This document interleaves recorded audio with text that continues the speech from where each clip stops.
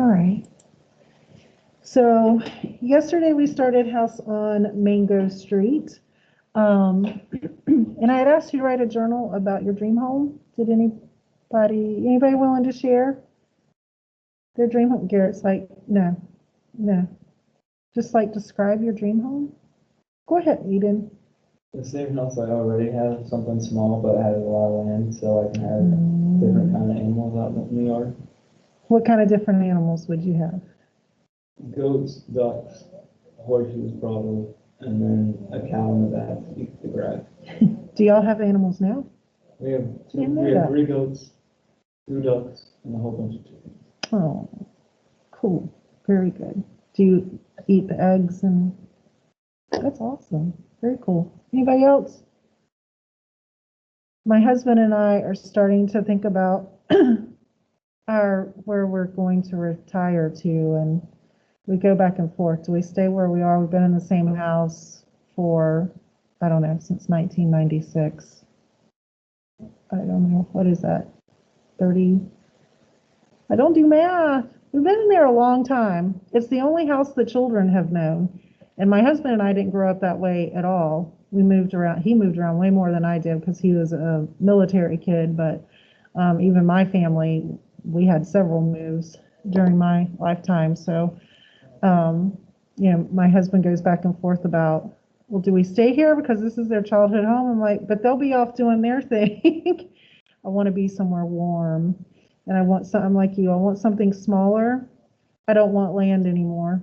I'm like, no, give me just a little patch that we can have some flowers in or something. But I want to travel. That's what I want to do. So whatever home we have, I want it to be self-sufficient so we can leave. But as you read House on Mango Street, that very first chapter, we realized very quickly the house that they move into, that they think, oh, this is going to be our dream house, was not so much. So I had asked you to do some analysis here. And this is Reagan. She has so kindly volunteered her piece. I kind of wanted you to see what it is I'm looking for, because some of you didn't submit it yesterday, and I'm thinking maybe you needed a model to see what exactly to do. So for this first section, you're looking at that contrast of fantasy versus reality. And I asked you to find specific textual evidence. And I'm going to do one thing. I don't know if it'll let me. It's not going to let me edit. And inside it would have real stairs, not hallway stairs, but stairs inside like the ones in TV. And then, hi Trey, we've kind of gotten started here. And then on that same page, there are stairs in our house, but they are ordinary hallway stairs. So you see that fantasy versus the reality. Now, I am going to add, let me do this, one thing here. Oh, bless. I'll make that smaller just a second. One thing I want you to start practicing that you may have talked about in other English classes, or you may not have, I don't know, is putting in, it's called, well, does anybody know what it's called? Did you do research in English 1? I know there was that 8th grade, do they still do that? Research project in middle school, or have they let that go? Everybody's like, I don't know. I'm trying to move it up. It doesn't want to, okay. It doesn't want to move up. It's called a parenthetical citation or an in-text notation. You may hear it called that. But I want you to go ahead and start practicing that so that when we get to research, it doesn't seem so foreign to you, you know that you just need to do it. So basically, what Reagan would need to do is take out the period here right before the quotation mark, and then you're going to have Cisneros 4. Notice there's no comma there, no P or PG. And that's going to come right after the quotation marks, and then you'll put the period after the citation.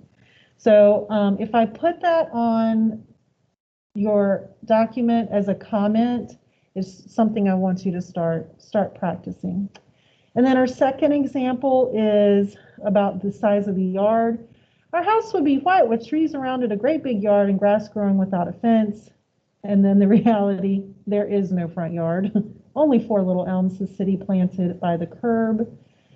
And then next, talking about the number of bathrooms and at least 3 washrooms. So when we took a bath, we wouldn't have to tell everybody.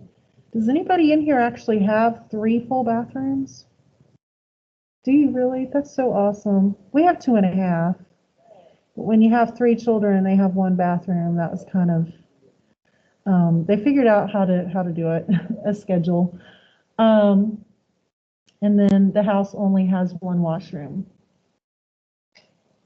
So Reagan did a good job with keeping to the same topic for each row and providing good textual evidence.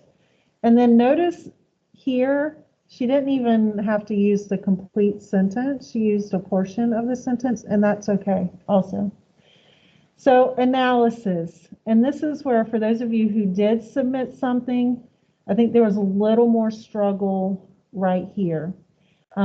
First of all, trying to figure out a theme. For those of you at home, I posted a theme handout. If you'll open that up and use it, that will be helpful. When you come to school on Monday, I'll give you a paper copy to put in your composition notebook. So she has a theme here in 2 sentences. After visualizing her dream home as what she calls a real home, she thinks that the house on Mango Street is going to be the best thing ever. When reality hits, she gets there and it's the opposite of her real home that she imagined. Okay, so she's just providing a couple of sentences about the dream versus the reality. And then diction. Was the word complimentary used in? I don't know, I couldn't find it. Okay. And that's, a lot of you did leave that blank. That's okay. I kind of wanted to make a point with that. Sometimes you might only have positive words. Sometimes you might only have negative words. Sometimes there's a mix of both, but we need to look for both. And remember, you only needed to look at paragraph 5. I think some of you that did complete this, you looked at the whole chapter, which I realize is super short, but I really just wanted you to focus on that one paragraph. That's what will happen on the AP exam. If you take AP next year, that's what will happen on the AP exam. But the EOC at the end of the semester, they'll ask you about certain paragraphs, or if it's a poem, they'll ask you about certain line numbers. They typically don't ask about a piece as a whole. So here, what I wanted you to do is actually find language from the chapter. So if I go back in, those of you in the classroom, if you'll go back to page 5.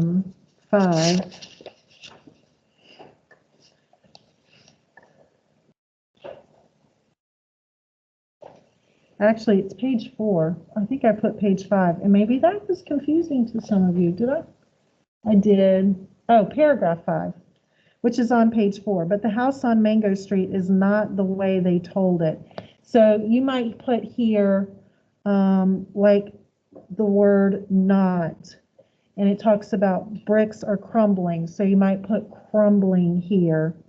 You might put ordinary hallways, stairs, share a bedroom. So here in this section, I'm really and truly just looking for words or short phrases. You don't have to write complete sentences here. And you're right, you don't see any positive language because she's describing the reality of the situation. So if you left this part blank, that's perfectly okay. But Reagan, you chose 2 good tone words. So when you guys choose your tone words, I know on the handout that you can see online or that you have in your composition notebooks, it has them divided into different types. Like you have the positive and then you have the negative. You have sarcastic, humorous, funny, and I think a couple of other categories. I want you to put some words from the category, not the category title itself. So I wouldn't want to see just negative here, if that makes sense, or sarcastic or humorous. Dig down into the list. I think aggravated fits and disappointed fits. As we continue to work on this, we will look at actually creating 2-word tones to increase your level of sophistication. But as you're getting started, this is good. Okay? So I just wanted to go through an example, and I appreciate Reagan letting me put her on the spot and put hers up here. So if you were struggling with that a little bit yesterday and you didn't complete it because you needed a model, here's your model. And she did a good job. Okay. Those of you at home or in the classroom, do you have any questions about this part? We'll do one of these for every chapter just to keep you practicing with theme and with tone, or the writer's attitude. And I'm going to move this back. So today, what we have, you have your composition notebooks out. Oops. And those of you at home, it may take a second for the screen to change, but hopefully it has changed. You have 2 choices of prompts for today. Choose one of the prompts below to write a journal. If you have siblings, brothers and sisters, what is the relationship you have with them? And it may be, if you have more than one sibling, you may have one type of relationship with one sibling and a different type of relationship with another. I don't know. But if you have siblings, what is the relationship you have with them? If you don't have any siblings, another thing that she talks about in this chapter we're going to read is how one day she's going to find a best friend, that person that she can tell everything to, and they can share everything. So how do you define a best friend? Who is your best friend? And how did that relationship develop? So those of you at home, I'd like you to kind of stay with us and write for a few minutes, but I'm going to give you about 5 minutes to come up with something for this. And as always, if you are a doodler and you want to sketch things within your entry, that is perfectly okay. But I'm going to give you guys just a few minutes to write.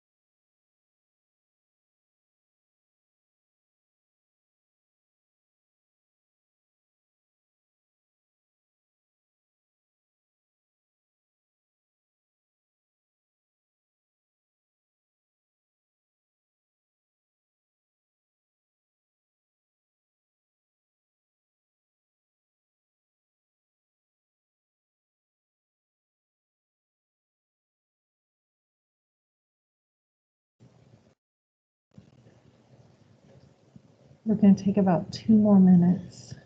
See what you come up with.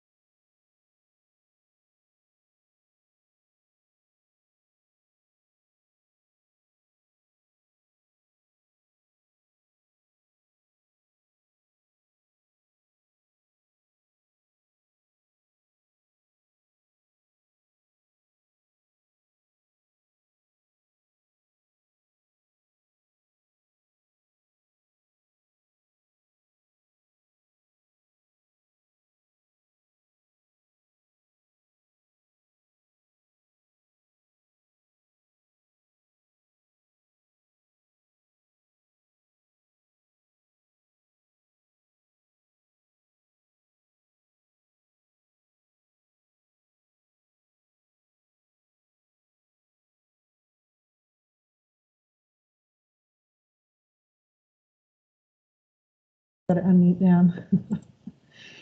Sorry, guys, I forgot I had muted the microphone.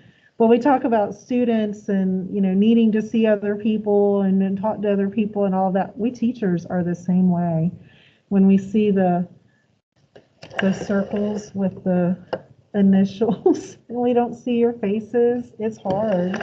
So I'm glad you're here. Did anybody like you guys can't see it. Yeah, I'm wearing a Star Wars mask. I did a Star Wars-esque background. Did anybody even notice that at home? Do you like that? I'm trying to be theme-based. I'm getting the crazy look in the classroom, guys. Okay. Aiden's going home telling his dad, what in the heck did you do to me? Putting me in Miss Vickers' class.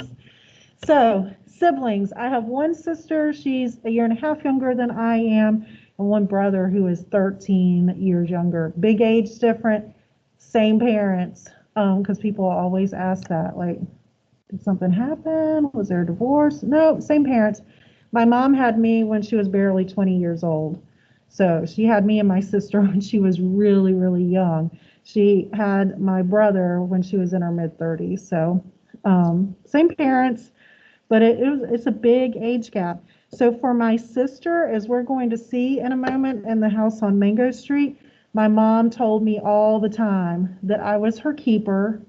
I had to take her everywhere with me. So if I went to a friend's house, I had to take my sister along. I hated it, hated it, hated it. As a parent with 3 children, very close in age, I understand it. She just wanted some quiet time in the house. And I get that. But it was every single time I had to take my sister with me. So, she, my mom made me feel definitely that sense of responsibility, like I was responsible for her. But my sister was also a partner with me in a very difficult childhood because we were so close in age. We experienced the same kind of stuff. So we could be each other's comforter, partner, try to intervene in situations if we could, that kind of thing. My brother, I've always been and felt like more of a mother figure because there's such a big age gap.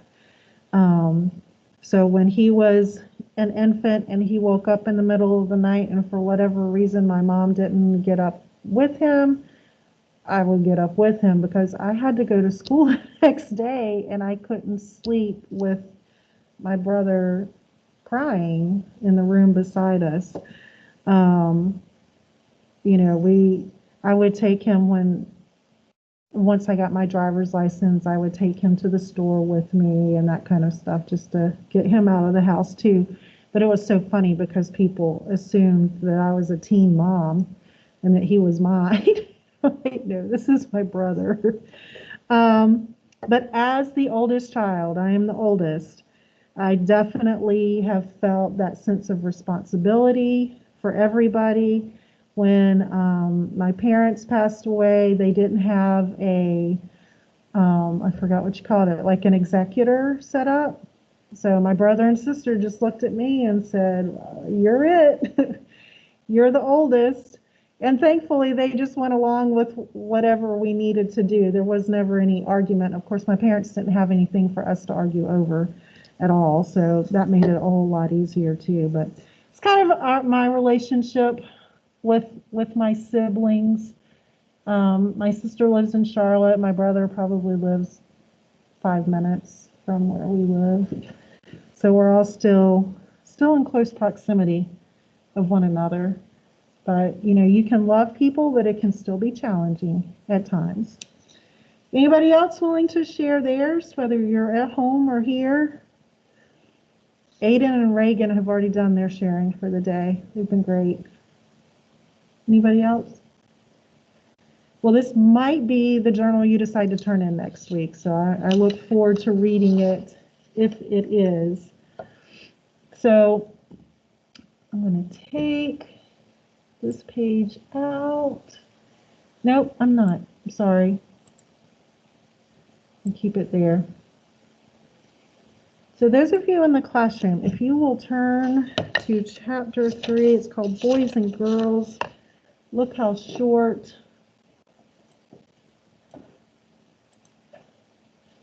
Really take a minute to read not even 2 full pages. And this is part of why I love the book. She packs so much into such a little spot, but it's a lot to think about and to analyze. So boys and girls, the boys and girls live in separate worlds. The boys in their universe and we in ours. My brothers, for example, they've got plenty to say to me and Ninny inside the house, but outside they can't be seen talking to girls. Carlos and Kiki are each other's best friend, not ours.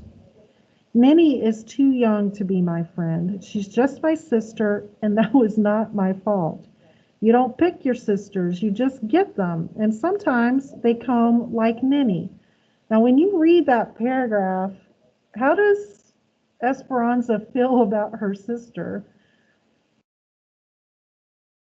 You can talk. You can talk at home too. Anybody? It sounds like she doesn't like her that much, doesn't it? I didn't get to choose. She can't play with those Vargas kids or she'll turn out just like them. And since she comes right after me, she is my responsibility. Someday I will have a best friend all my own. One I can tell my secrets to, one who will understand my jokes without my having to explain them. Until then, I am a red balloon, a balloon tied to an anchor. Oh my gosh, the imagery there. She wants to be free. She wants to fly. She wants to sail through the air. But what is her anchor? Who is her anchor? Her sister. And she's not using anchor in a positive way here. Like that is holding her back. So this is where I got the best friend part if you don't have siblings, because she does mention a best friend here. But what you have to do for your analysis, and I'll review this real quick, and then I'm going to let you guys have at it. Let me make this a little smaller. So you have a chart, just like you did for yesterday. And again, this is to continue practicing these analysis skills. So what is Cisneros' tone towards the relationships Esperanza has with her siblings. So again, diction, you're just writing words or phrases, not complete sentences here. Okay, you do not need to write complete sentences. So in the first paragraph, she discusses her brothers. She talks a little bit about the relationship the brothers and sisters have, and then it's just her and Ninny. And I want you to look back at the tone word list that's on Canvas or in your composition notebooks and choose a tone word and put it here. And then theme, how does the diction here create a sense of responsibility Esperanza feels for her sister? Again, write a 2-sentence detailed response about that sense of responsibility. You can incorporate some of the diction up here to help you with support. Okay? There's a place for you to submit it. These first two I'm doing as completion, just so I can give you feedback and you can see how you need to improve. Next week, just like the journals, you'll do 4 of these or 3 of these, but you'll just turn in 1 for a grade. Does that make sense? Okay. So journals, yes, we're doing them. You'll submit 1 for a grade at the end of the week next week, and the same with these tone charts.